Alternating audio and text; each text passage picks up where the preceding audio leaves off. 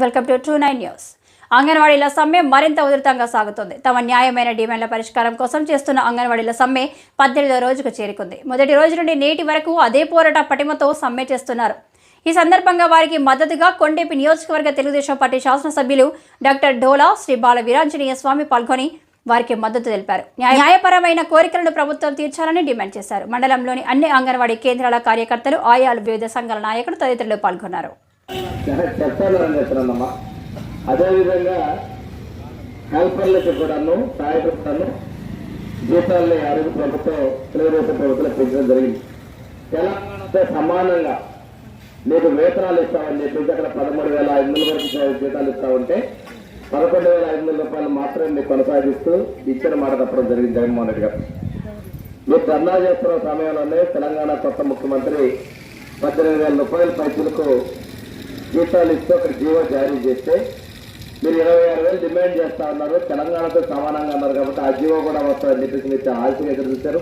ప్రతిపక్షాలుగా మేము కూడా ఆ విధంగా చేస్తారని చెప్పేసి మిమ్మల్ని చర్చలు పిలిచిన సందర్భంలో మాట్లాడితే శాసనసభ్యులు అగౌరవంగా మిమ్మల్ని గురించి మాట్లాడటం జరిగింది. సాక్షాత్తు మీ మంత్రి గారైతే ఇది సమయం కాదనంటే చేయాల్సిన సమయం అంతా అయిపోయింది. ఇంకా ఈ ప్రభుత్వానికి ఉన్నటువంటి సమయం 50 రోజులే, ఫిబ్రవరి 10-15 తారీఖులే. ఎందుకంటే ఎలక్షన్ షెడ్యూల్ వస్తుంది. ఆ తర్వాత నుంచి ఏమి చేయడానికి లేదు. ఈ 50 రోజుల్లో కూడా చేసేటువంటి పని చేయడానికి వాళ్ళు చాలా ఇబ్బందులు పడతా ఉన్నారు. చర్చలో పిలిస్తే మీ శాఖ మంత్రి ఆ చర్చలో ఉండరు. వశశ్రీ చరణ్ గారు లేరు ఆ మంత్రులు కమిటీలో.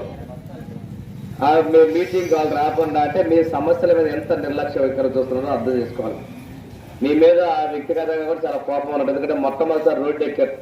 ఈ ఉద్యోగాలు తీసేస్తామన్నా చిన్న ఉద్యోగస్తులా మీరు ధైర్యంగా పోరాటం చేస్తున్నారు. మిమ్మల్ని చూసి ఆశా వర్కర్లు వచ్చారు, వాళ్ళని చూసి కేజీబీ టీచర్లు వచ్చారు, సర్వశిక్ష అభియానాలు వచ్చారు, ఈరోజు మున్సిపల్ శాఖ ఉద్యోగులు వచ్చారు. ఒక మొట్టమొదటి ఉద్యోగాలు మొదలుపెట్టి టీచర్లు మళ్ళీ తిరిగి మేము కూడా రోడ్డు ఎక్కుతాం అంటున్నారు.